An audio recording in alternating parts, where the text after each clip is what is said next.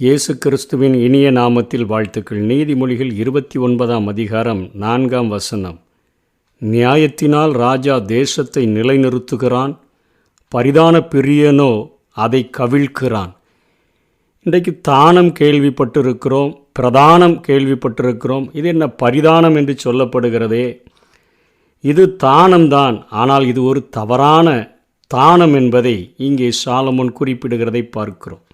இது பரிசுத்தவான்களுக்கு தகுதியற்ற ஒரு தானம், இது விளக்கப்பட வேண்டிய ஒரு தானம் என்பதை உணர்த்தி வைக்கும் வண்ணமாக நீதிமொழிகளிலே ஆங்காங்கே சில கருத்துக்களை அவர் சொல்லியிருக்கிறதை நாம் பார்க்கிறோம்.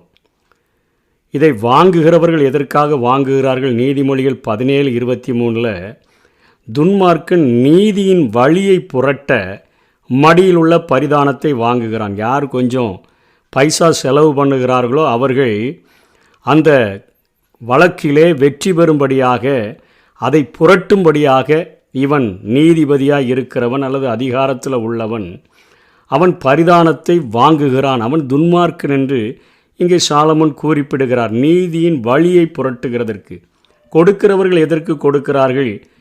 நீதிமொழிகள் 21:14 அந்தரங்கமாய் கொடுக்கப்பட்ட வெகுமதி கோபத்தை தணிக்கும், மடியில் உள்ள பரிதானம் கோபத்தை ஆற்றும்.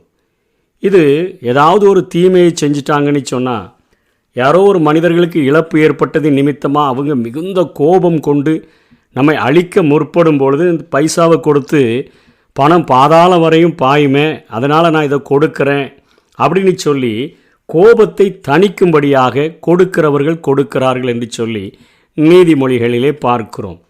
அங்கே நீதியின் வழியை புரட்டுகிறதற்கு வாங்குகிறார்கள். இங்கே கோபத்தை தணிப்பதற்காக, தீமைக்கான கோபம், இவர் தவறு செஞ்சிருக்கிறாரு, இவர் பாதிக்கப்பட வேண்டிய ஆள், அதனால் இவர் மற்றவர்களிடத்துடைய கோபத்தை தணிக்கும்படியாக அந்தரங்கமாக பேசி கொஞ்சம் வெகுமதியை தருகிறேன், மடியுள்ள பரிதானமானது கோபத்தை ஆற்றும் என்று இங்கே சாலமோன் குறிப்பிடுகிறார். அதே போல் இது வாங்குவோரை மிகவும் கவரும். ஏன் அப்படின்னா, அவர்களுக்கு சம்பளத்தை பார்க்கிலும் இன்றைக்கி கிம்பளம் தான் பெருசாக தெரியுது.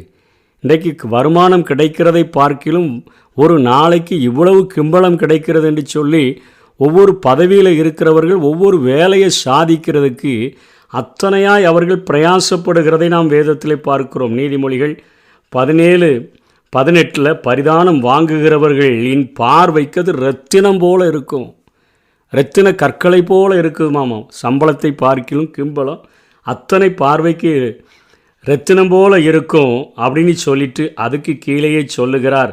அது கொடுக்குறானே அவனுக்கு எப்படி இருக்கும்னா, அது நோக்கும் திசையெல்லாம் காரியம் வாய்க்கும். அவன் நினச்சதெல்லாம் காசு கொடுத்து பார்த்து கொள்ளலாம் என்று சொல்லி அவ்வளவு துணிகரமாக பணம் இருக்கிறவன் அவன் நோக்குகிற திசையெல்லாம், எல்லா திசைகளிலும் என்னால் இந்த பணத்தை கொடுத்து வழியை உண்டாக்கிவிட முடியும் அப்படின்னு சொல்லி அவர்கள் இருக்கிறார்கள் என்று சொல்லிவிட்டு உலக நடையை வெளிப்படுத்திவிட்டு கடைசியாக அவர் சொல்லி முடிக்கிறார்.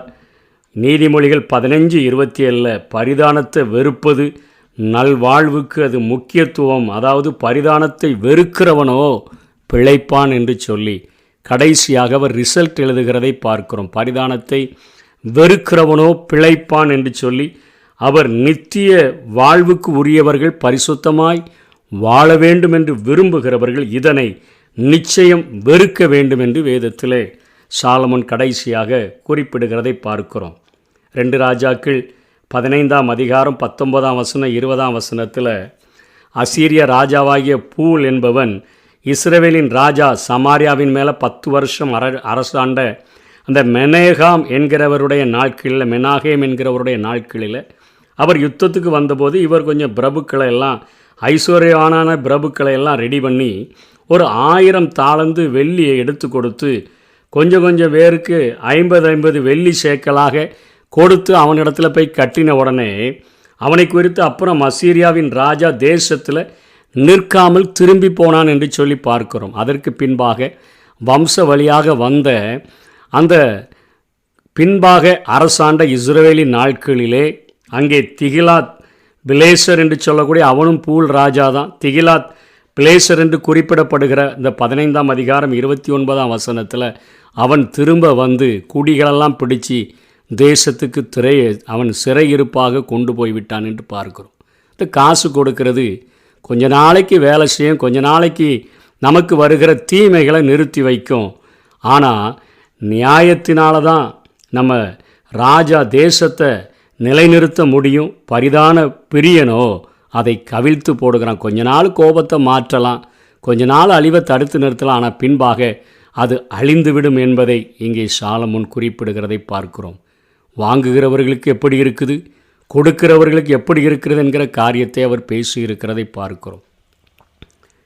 இன்றைக்கு ஒருவேளை நமக்கு ஒரு சந்தேகம் தோணலாம், எல்லா இடங்களிலும் காசு கொடுத்து தானே காரியத்தை சாதிக்க வேண்டியது இருக்குது, எங்கே போனாலும் இந்த தானம் என்கிற பேரில், டொனேஷன் என்கிற பேரில் பரிதானத்தை எப்படியாவது வாங்கி விடுகிறார்களே, இதை கொடுக்கணுமா கொடுக்கக்கூடாதா என்கிற காரியத்தில் நாம் கொஞ்சம் தெளிவாக இருக்க நாம் அழைக்கப்பட்டிருக்கிறோம். தீமையான காரியங்களுக்காக பரிதானத்தை கொடுக்காதபடிக்கு, நோக்கும் திசையெல்லாம் காரியத்தை வாய்க்க பண்ணி விடாதபடிக்கு நாம் இருப்பதற்கு அழைக்கப்பட்டிருக்கிறோம். ஒரு முறை நான் ஒரு கம்பெனியில் 1993 வருஷத்தில் குவாலிட்டி கண்ட்ரோல் இன்ஜினியராக ஒர்க் பண்ணுகிற போது, அங்கே அந்த குவாலிட்டி கண்ட்ரோல் இன்ஜினியராக அவர்கள் பாய்லர் டிபார்ட்மெண்ட்டுக்கெலாம் அநேக பார்ட்ஸுகளை தயாரித்து கொடுக்கிற, ரயில்வேக்கு அநேக காரியங்களை கொடுக்கிற ஒரு கம்பெனியில் வேலைக்கு அமர்த்தப்பட்டிருந்த பொழுது, அங்கே அந்த பாய்லர் வால் பாடி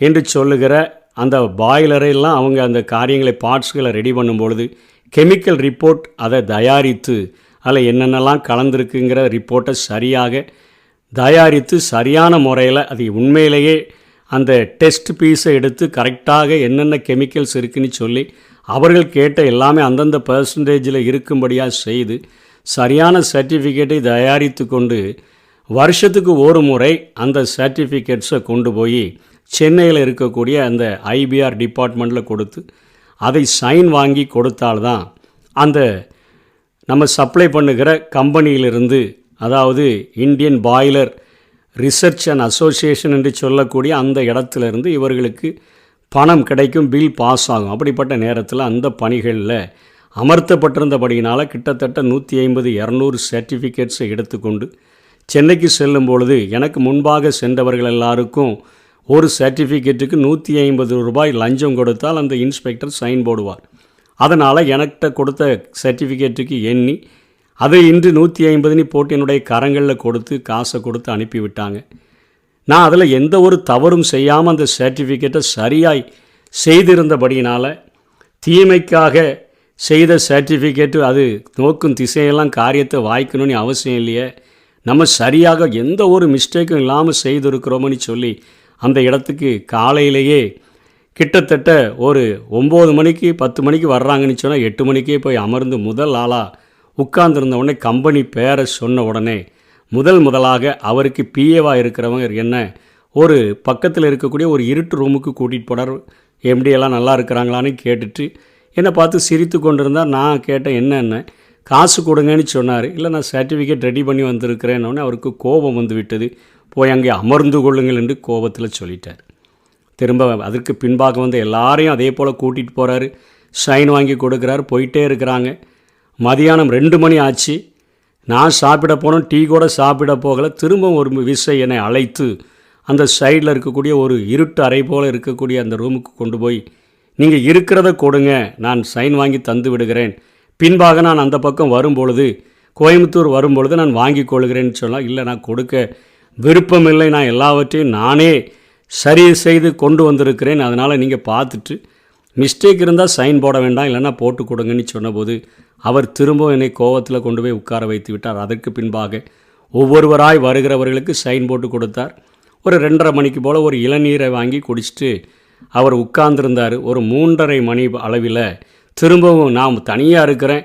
அங்கே இருக்கக்கூடிய அந்த இன்ஸ்பெக்டர் இவரை கூப்பிட்டு கேட்குறார், எந்த கம்பெனி, ஏன் அவரை என்ன உள்ளே அனுப்பாமல் இருக்கிறீங்க, காலையிலேருந்தே இருக்கிறார்னு அவர் காரணத்தை சொன்ன உடனே திரும்ப என்ன மீண்டுமாக அவர் என்னிடத்தில் வந்து உட்கார்ந்து பேசினார். 2 பேரும் தான் இருக்கிறோம், உட்கார்ந்து பேசினார். ஏன் இவ்வளவு பிடிவாதமாக இருக்கிறீங்க அப்படின்னு சொல்லி கேட்டுட்டு, சாப்பிட கூட போகாமல் ஒரு டீ கூட குடிக்க போகாமல் இவ்வளோ வைராக்கியமாக இருக்கிறீங்களே அப்படின்னு கேட்டபொழுது நான் சொன்னேன், நானும் தான் போகலை, நீங்களும் சாப்பிட்றதுக்கு போகலையே, ஒரு இளநீர் மாத்திரம் தானே வாங்கி குடிச்சிங்க அப்படின்னு சொன்னபோது சொன்னார், எனக்கு அந்த ஒரு இளநீர் மட்டும்தான் மத்தியானம் என்னால் குடிக்க முடியுது, சாப்பிட்டா எனக்கு ஜீரணம் ஆகிறதில்ல, அந்த வியாதி இருக்குது இந்த வியாதி இருக்குதுன்னு சொல்லி அநேக காரணங்களை அவர் சொன்னார். நான் சொன்னேன், எனக்கு கல்லை கூட சாப்பிட்டா கூட டைஜஷன் ஆகும், அந்த அளவுக்கு நான் இருக்கிறேன். ஆனால் நீங்கள் இவ்வளோ லஞ்சத்தை வாங்கிட்டு வாழ்க்கையில் உங்களுடைய எல்லா காரியத்தையும் நீங்கள் இழந்து நிற்கிறீர்களே என்று அவரிடத்தில் கேட்டபொழுது குறுகினவராக எல்லா சர்டிஃபிகேட்டையும் வாங்கி கொண்டு போய் கொடுத்தார். சைன் போட்டு அப்படியே வாங்கிட்டு வந்துட்டேன். இது நான் செய்த ஒரு காரியம் தவறில்லை என்பதனால் கொஞ்சம் பிடிவாதமாக இருந்து கொடுக்கக்கூடாது என்பதில் நான் சரியாக இருந்ததை நான் என்னுடைய வாழ்க்கையில் நான் அனுபவமாக சொல்ல முடியும். அதற்கு பின்பாக அநேக காரியங்களில் இத்தனை பிடிவாதமாக இருந்து காரியங்களை சாதித்திருக்க என்னால் முடிகிறது. ஆனால் ஒரு சில நேரங்களில் நம்ம நிறைய நேரங்களில் டொனேஷன் என்று கேட்குறாங்களே, எப்படியா செய்கிறது? இன்றைக்கு ஒரு வேலைக்கு அமர்த்தப்படுகிறதற்கு நாம் செல்லுகிறோம் என்று சொன்னால் நம்ம நிற்கிறோம், 3வது இடத்துல தான் நான் இருக்கிறேன். முதல் இடத்தை வாங்குகிறதற்கு நோக்கும் திசையெல்லாம் காரியத்தை வாய்க்க பண்ணணும்னு சொல்லி நான் காசை கொடுத்தேன்னு சொன்னால் அது எனக்கு பாவமாக மாறிவிடும்.